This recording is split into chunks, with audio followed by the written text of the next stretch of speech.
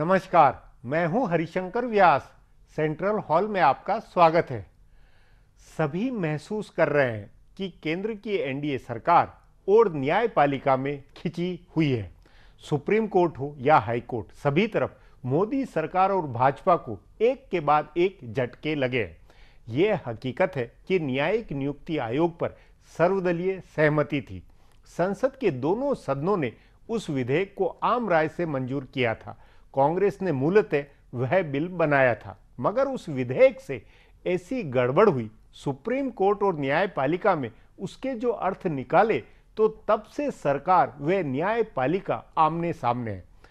ऐसा कैसे हुआ और क्यों हुआ? इन सवालों पर विचार करें तो मोटा अर्थ है कि प्रधानमंत्री नरेंद्र मोदी ने कानून की अपनी टीम से धोखा खाया। ऐसे बोने और नाकारा वकीलों से सुप्रीम कोर्ट, हाई कोर्ट में सरकारी विधि अफसरों की फौज बनाई, जिसे पता ही नहीं है कि जजों के आगे सरकार का पक्ष कैसे रखें और कैसे विश्वास जीते। ध्यान करें, सुप्रीम कोर्ट के चीफ जस्टिस की भरी आंखों से प्रधानमंत्री से अनुरोध की घटना को तुरंत तब प्रधानमंत्री ने भरोसा दिया था कि मिल बैठकर जजों के खाली पदों को भरने का मसला सुलटाएंगे। मतलब प्रधानमंत्री और चीफ जस्टिस में मिल बैठ एक दूसरे को समझने का मौका था, लेकिन कुछ नहीं हुआ। जजों की नियुक्तियां अटकी हुई है। सरकार और कॉलेजियम में नियुक्ति की प्रक्रिया को लेकर जस का तस ठहराव है। उधर सरकार और सत्तारूढ़ पार्टी के अहम सियासी एजेंडे अदालत में फेल हो रहे हैं। जाहिर है, सरकार और न्यायपालिका में सहज रिश्ता नहीं है। कहीं न कहीं ऐसी गड़बड़ है जिससे सरकार को मुंह की खानी पड़ रही है। क्या ये सरकार की कानूनी टीम के कारण है या न्यायपालिका में बैठी खुन्नस से? खुन्नस की सोचे तब भी सरकार का जिम्मा है कि जो ऐसे हालात पैदा नहीं होने दे। न्यायपालिका में सुधार के क्या समझदारी से कदम नहीं उठने थे? कानून की जो धमकदार जमात है, उसमें सरकार की धमक के बजाय उसकी एरी गेरी इमेज क्यों कर बनी है? आज इस पर चर्चा है, मगर उससे पहले गपशप और खास सुर्खियां। शुरुआत सियासी गपशप से करते हैं।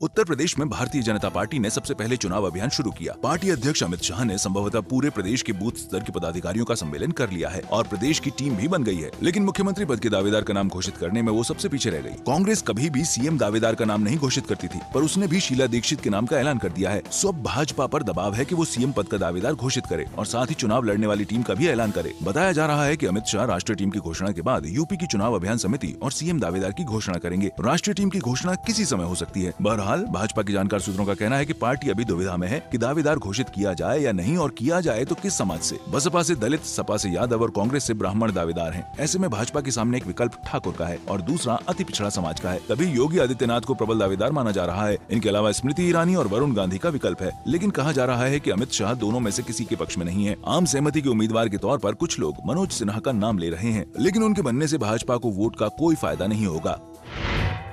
उत्तर प्रदेश के चुनावी हल्ले में उत्तराखंड का चुनाव एक तरह से ओझल हो गया है, लेकिन भाजपा और कांग्रेस दोनों के लिए उत्तराखंड का चुनाव भी बेहद अहम है। कांग्रेस उत्तर भारत के जिन 2 राज्यों में सत्ता में है, उनमें से एक उत्तराखंड है, जिसे बड़ी मुश्किल से कांग्रेस ने बचाया है। इसलिए वह यहाँ की सरकार बचाने में कोई कसर नहीं छोड़ेगी। उसकी ओर से मुख्यमंत्री हरीश रावत ही दावेदार होंगे और पार्टी उन्हीं के करिश्मे पर चुनाव लड़ेगी। पर लाख टके का सवाल है कि भाजपा की ओर से कौन सीएम का चेहरा होगा। भाजपा के 2 सबसे विश्वसनीय नेता भुवन चंद्र खंडूरी और भगत सिंह कोश्यारी हैं, लेकिन खंडूरी 81 साल के और कोश्यारी 74 साल के हो गए हैं। पार्टी का तीसरा चेहरा रमेश पोखरियाल निशंक है। वे सबसे बेहतर विकल्प हो सकते हैं, लेकिन पता नहीं क्यों उन्हें पार्टी का चेहरा बनाने में आलाकमान को हिचक है। तभी कहा जा रहा है कि पार्टी कोई नया चेहरा प्रोजेक्ट कर सकती है या कांग्रेस से आए नेताओं में से किसी को चुन सकती है। कांग्रेस से आए नेताओं में सबसे अधिक संभावना वाला चेहरा सतपाल महाराज का है। रावत को जवाब देने के लिए सतपाल महाराज को भाजपा के कई नेता सबसे उपयुक्त मान रहे हैं। उनके अलावा पार्टी का अपना ठाकुर चेहरा त्रिवेंद्र सिंह रावत है, जिन्होंने उत्तर प्रदेश में अमित शाह के साथ काम किया है और इस समय झारखंड के प्रभारी हैं। ब्राह्मण चेहरे के तौर पर भाजपा के पास प्रकाश पंत का नाम है। प्रधानमंत्री नरेंद्र मोदी ने इस साल आजादी दिवस के मौके पर एक हफ्ते चलने वाला समारोह मनाने का निर्देश दिया है। इसके लिए भाजपा के वरिष्ठ नेताओं की एक कमेटी बन गई है और बताया जा रहा है कि इस कमेटी की 3 बैठकें हो चुकी हैं। आगे पार्टी के राष्ट्रीय अध्यक्ष अमित शाह के साथ बात करके कमेटी के सदस्य समारोह की रूपरेखा बनाएंगे। मोटे तौर पर प्रधानमंत्री ने भाजपा संसदीय दल की बैठक में इसके बारे में बता दिया है। पार्टी के सभी सांसद 15 अगस्त को तिरंगा रैली निकालेंगे और 8 फीट का झंडा लेकर मोटरसाइकिल या स्कूटर से अपने इलाके में निकलेंगे। ये महोत्सव 15 से 22 अगस्त तक मनाया जाएगा। बताया जा रहा है कि उत्तर प्रदेश के चुनाव को ध्यान में रखकर इसकी रूपरेखा बनाई गई है। इससे राष्ट्रवाद की भावना का प्रचार होगा और अगले साल 26 जनवरी तक किसी न किसी रूप में इसे जारी रखा जाएगा। बताया जा रहा है कि 2 अक्टूबर को महात्मा गांधी की जयंती के मौके पर भी बड़ा कार्यक्रम होगा और अगले साल 26 जनवरी के लिए भी ऐसा कार्यक्रम किया जा सकता है। उस समय उत्तर प्रदेश में चुनाव प्रक्रिया चल रही होगी। भाजपा के कई नेता मान रहे हैं कि किसी सांप्रदायिक मसले की बजाय राष्ट्रवाद के मसले पर ध्रुवीकरण ज्यादा बेहतर विकल्प है। तिरंगा इसमें कारगर साबित हो सकता है। वैसे भी उत्तर प्रदेश में अलग अलग इलाकों में भाजपा के 70 सांसद तिरंगा यात्रा निकालेंगे तो इसका असर होगा ही। अब आज की सुर्खियां हैं, ये लीक से कुछ हटकर है और इनसे देश की दशा दिशा को बूझ सकेंगे।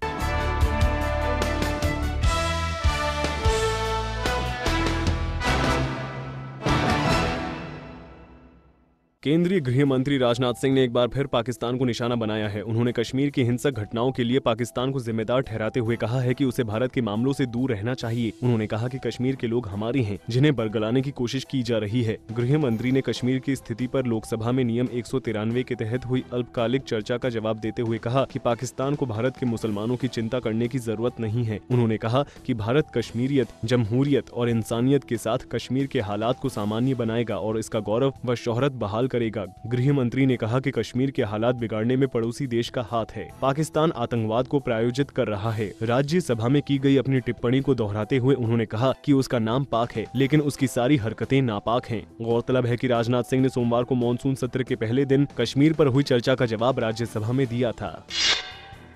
बसपा प्रमुख और उत्तर प्रदेश की पूर्व मुख्यमंत्री मायावती पर भाजपा नेता की अभद्र टिप्पणी के खिलाफ आज बसपा कार्यकर्ताओं ने उत्तर प्रदेश से लेकर दिल्ली तक जबरदस्त प्रदर्शन किया। बसपा कार्यकर्ताओं ने लखनऊ के हजरतगंज में अंबेडकर की प्रतिमा के सामने प्रदर्शन किया। बसपा कार्यकर्ताओं ने भाजपा से निकाले गए नेता दयाशंकर सिंह की टिप्पणी के जवाब में बेहद आपत्तिजनक टिप्पणियां की और अभद्र भाषा का प्रयोग किया। बसपा कार्यकर्ताओं ने बहुत आपत्तिजनक भाषा में लिखे बैनर और तख्तियां भी लहराई। उन्होंने दयाशंकर सिंह का पुतला भी जलाया। भाजपा से हटाए गए नेता दयाशंकर सिंह के ऊपर दलित एक्ट और भारतीय दंड संहिता की धारा के तहत बसपा नेता मेवालाल गौतम ने मुकदमा दर्ज कराया है। उधर मायावती ने कहा कि दयाशंकर के बयान से दलित भाजपा से नाराज हो गए हैं। मुझे लोग न सिर्फ बहन की तरह सम्मान करते हैं बल्कि उन्हें देवी भी मानते हैं। उन्होंने कहा कि अगर भाजपा खुद इस मामले में मुकदमा दर्ज करवाती तो मेरा दिल जीत लिया होता। दूसरी ओर दयाशंकर सिंह ने आरोप लगाया कि मायावती ने महिलाओं का अपमान किया है। गौरतलब है कि दयाशंकर सिंह ने मायावती की तुलना वैश्या से की थी, जिसके जवाब में उन्होंने कहा था कि भाजपा नेता ने ये बात अपनी मां बहन के लिए कही होगी। कांग्रेस उपाध्यक्ष राहुल गांधी ने आज गुजरात में उत्पीड़न का शिकार हुए दलित युवकों के परिजनों से मुलाकात की। बाद में राहुल ने राजकोट के अस्पताल में जाकर वहां भर्ती युवकों से भी मुलाकात की और उनका हालचाल पूछा। कुछ दिन पहले गोरक्षा के नाम पर कुछ दलित युवकों की पिटाई हुई थी। इसका वीडियो वायरल होने के बाद ये एक बड़ा राजनीतिक मुद्दा बन गया। पिछले कई दिनों से प्रदेश के दलित इस उत्पीड़न के खिलाफ प्रदर्शन कर रही हैं। कई दलितों ने इसके विरोध में आत्मदाह का प्रयास किया, जिसमें एक युवक की मृत्यु भी हो गई। बहरहाल राहुल आज पहले ऊना पहुंचे, जहां उन्होंने पीड़ित दलित युवकों के परिजनों से भेंट की और उनके साथ चाय पी। उसके बाद वे राजकोट अस्पताल गए। कल इस मामले पर लोकसभा में चर्चा हुई थी। जम्मू कश्मीर में पिछले करीब 2 हफ्ते से चल रही हिंसा थम गई है और धीरे धीरे शांति लौटने लगी है। हालात सामान्य होने के बाद 4 जिलों में कर्फ्यू हटा लिया गया है और स्कूल खोलने के आदेश दे दिए गए हैं। हालांकि एहतियात के तौर पर 6 जिलों में कर्फ्यू जारी रखा गया है। एक पुलिस अधिकारी ने बताया कि घाटी में बांदीपुरा, गांदरबल, बारामूला और बड़गांव से कर्फ्यू हटा लिया गया है। हालांकि इन जिलों में भी एहतियात के तौर पर धारा 144 लागू रखी गई है। सरकारी आदेश के बाद आज से इन 4 जिलों में स्कूल खुल गए, लेकिन दोबारा हिंसा की आशंका से लोगों ने अपने बच्चों को स्कूल नहीं भेजा। करीब 2 हफ्ते पहले हिजबुल मुजाहिदीन के आतंकी सरगना बुरहान वानी के मारे जाने के बाद घाटी में हिंसा भड़की थी, जिसमें 48 लोग मारे जा चुके हैं। फिलहाल अब एक ब्रेक है, फिर खुलासा होगा।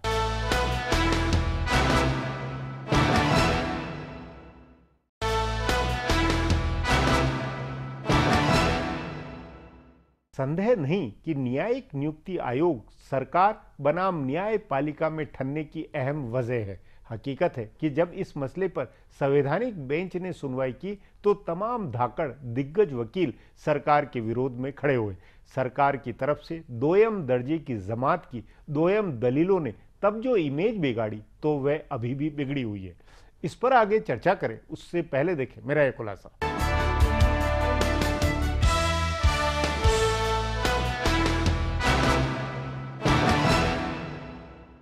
भारत सरकार और देश की सर्वोच्च न्यायपालिका के बीच संबंध सहज नहीं है। पिछले साल सरकार ने न्यायिक नियुक्ति आयोग बनवाने का बिल पास कराया था। इसका मकसद 1993 से चल रहे कॉलेजियम सिस्टम को बदलना था। सुप्रीम कोर्ट की संविधान बेंच ने उस बिल को अवैध ठहराते हुए खारिज कर दिया, लेकिन उसके साथ ही यह मामला खत्म नहीं हुआ है। अब भी नियुक्ति की प्रक्रिया को लेकर स्पष्टता नहीं हो पाई है। सरकार की ओर से जो मेमोरेंडम ऑफ प्रोसीजर बनाया गया है वह अदालत को मंजूर नहीं है। सरकार ने इस एमओपी में ऐसे प्रावधान किए हैं जिनसे जजों की नियुक्ति में अंतिम फैसला सरकार के हाथ में आ जाएगा। इसे न्यायपालिका की स्वतंत्रता के लिए अच्छा नहीं माना जा सकता, तभी अदालत इसे मंजूर नहीं कर रही है और इस वजह से कई उच्च अदालतों में जजों की नियुक्ति रुकी हुई है। सरकार और न्यायपालिका के बीच गतिरोध बना हुआ है। माना जा रहा है कि सरकार की कानूनी टीम ने न्यायपालिका की संवेदनशीलता का ध्यान रखे बगैर जो पहल की, उससे दोनों के बीच सद्भाव बिगड़ा है। न्यायिक नियुक्ति आयोग या जजों की जवाबदेही का बिल यूपीए सरकार के समय का बना हुआ है, लेकिन यूपीए की 2 सरकारों में कोई आधा दर्जन कानून मंत्री रहे, लेकिन किसी ने इस बिल को पास कराने के लिए आगे बढ़कर पहल नहीं की।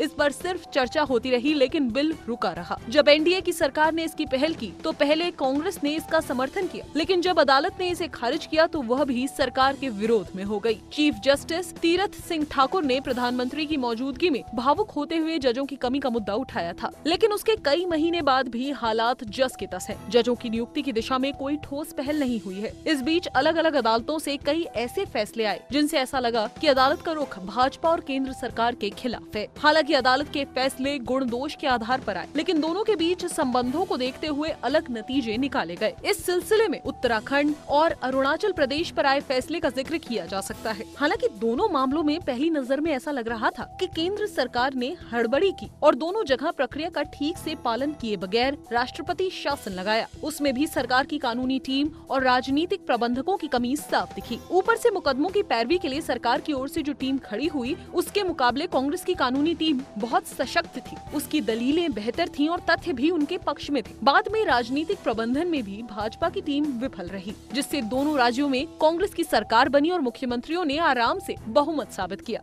सरकार के सामने एक बड़ा संकट कानूनी टीम का है। 2 साल में सरकार 3 कानून मंत्री बना चुकी है। पहले रविशंकर प्रसाद के पास इसकी कमान थी, फिर सदानंद गौड़ा को बनाया गया और अब फिर रविशंकर प्रसाद को इसका जिम्मा दिया गया है। उनके ऊपर बड़ी जिम्मेदारी है कि वे न्यायपालिका का भरोसा जीते, यह मैसेज दें कि सरकार टकराव नहीं चाहती है बल्कि सद्भाव बनाना चाहती है और दूसरे कानूनी टीम को मजबूत बनाना होगा। अब एक ब्रेक है, उसके बाद सरकार बनाम न्यायपालिका के रिश्तों पर चर्चा करेंगे।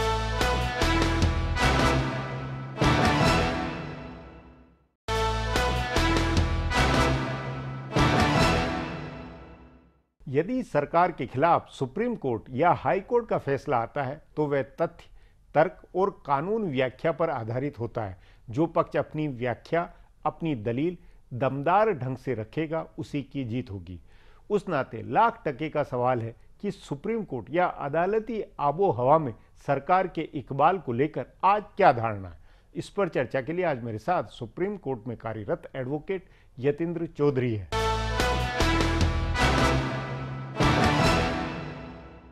यतीन्द्र जी, आप बतौर एडवोकेट सुप्रीम कोर्ट में जो आबो हवा है, जो परसेप्शन धारणा है, खास तौर पर बार के मेंबर में, मतलब वकीलों के बीच में, क्या सचमुच में आप भी महसूस करते हैं कि सरकार और न्यायपालिका में कुछ खिंची हुई है? ये धारणा है क्या? इसमें हकीकत क्या है?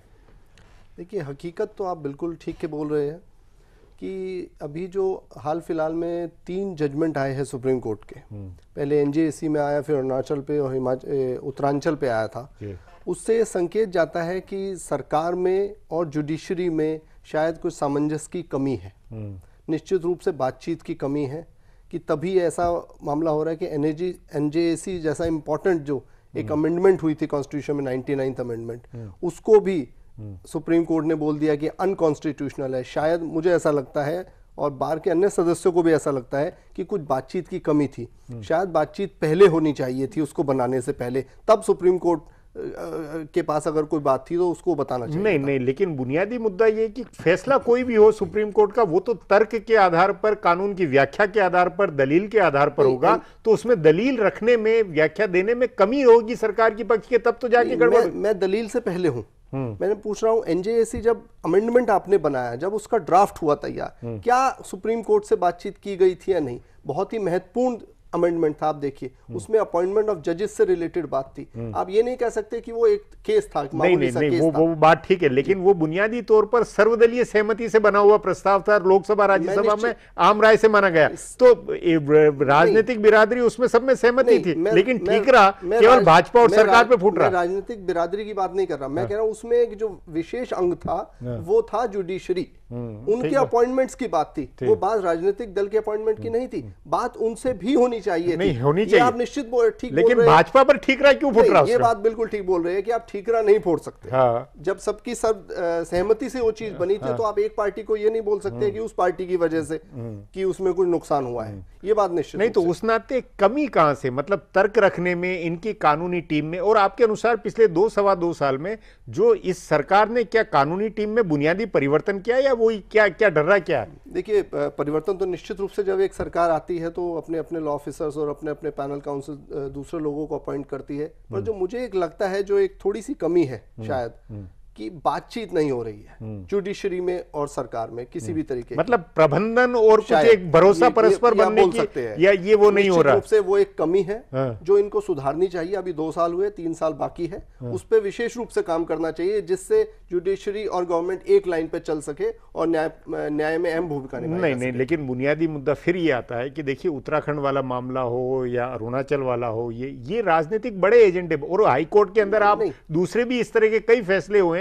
जिसमें सरकार की किरकिरी हो रही है, तो ये कहीं न कहीं तो व्यवस्था जो इन्होंने बनाई उसकी कमी के कारण। सब ये जो उत्तरांचल का मुद्दा था और अरुणाचल का मुद्दा था, ये एक तरह के 2 मामले थे। आप ये नहीं कह सकते इनकी बातचीत करके ये करना चाहिए था। नहीं, ये तो वही मेरा कहना है कि कानूनी टीम ने अपना पक्ष कैसे रखा उसके ऊपर निर्भर करता है या नहीं करता।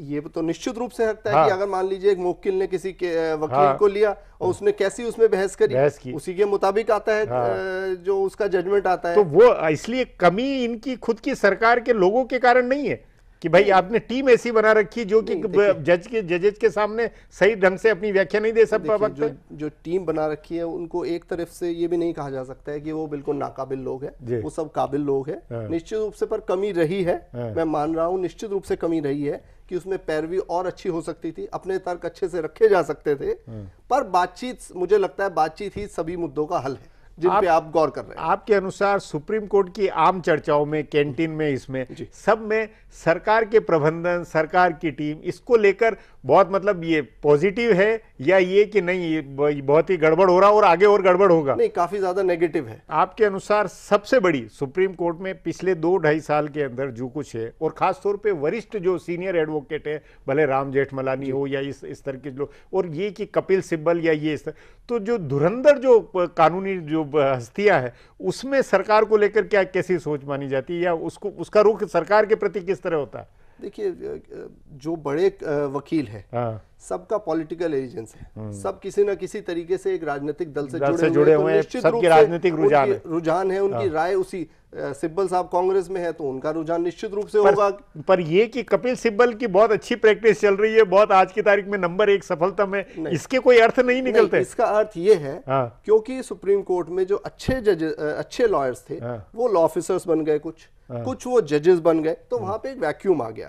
और सिब्बल साहब तो जाने माने वकील है, निश्चित रूप से बहुत अच्छे वकील है, इसलिए शायद प्रैक्टिस बहुत अच्छी भी चल रही है। सुप्रीम कोर्ट या हाई कोर्ट या जो बातें होती है उसके अंदर क्या माना जाता है कि सरकार ये आगे सब व्यवस्था कर लेगी और ठीक हो जाएगी, या पटरी से उतरा ही रहेगा मामला? देखिए मुझे तो ऐसा लगता है कि अभी जो कुछ दिनों में मुझे इंडिकेशन मिला है, कुछ लोगों से मेरी चर्चा भी हुई है कि सरकार इसके प्रति गंभीर है। अभी कानून मंत्री भी दोबारा नए आए हैं जिनको पूरा अनुभव है कि ये पूरा सिस्टम कैसे चलता है। उन्होंने भी ये बात अभी किसी प्रेस वार्ता में बोली थी कि हमें सामंजस्य बैठाना पड़ेगा, बातचीत करनी पड़ेगी, और बातचीत से ही हल निकल सकता है इस चीज का। देखिए कोई कमी नहीं है कहीं पे भी। चर्चा है कि भाई न्यायिक नियुक्तियां को, जो मामला जजों की नियुक्तियों का, वो कुछ डेडलॉक गतिरोध खत्म होगा या वहां क्या करेंगे, गतिरोध बना रहेगा? क्या चर्चा क्या? अभी तो जो बार में चर्चा है कि ये शायद ये चलने की संभावना है इसकी, मतलब ये गतिरोध बना रहेगा और डेडलॉक बना रहेगा। अभी कुछ चल सकता है, अभी इसका हाल फिलहाल में इसका कुछ हल निकलता नहीं नजर आ रहा है। जी यतीन्द्र जी, बातचीत को यहीं समाप्त करेंगे। प्रोग्राम में आने के लिए बहुत बहुत धन्यवाद। हमारा प्रोग्राम अब यहीं खत्म होता है। आग्रह है प्रोग्राम पर अपनी राय hsvyas@nayaindia.com पर ईमेल करके बताएं या hsvyas@Twitter और Facebook/नया इंडिया न्यूज़पेपर पर जाहिर करें। अब कल फिर मिलेंगे इसी चैनल पर इसी समय।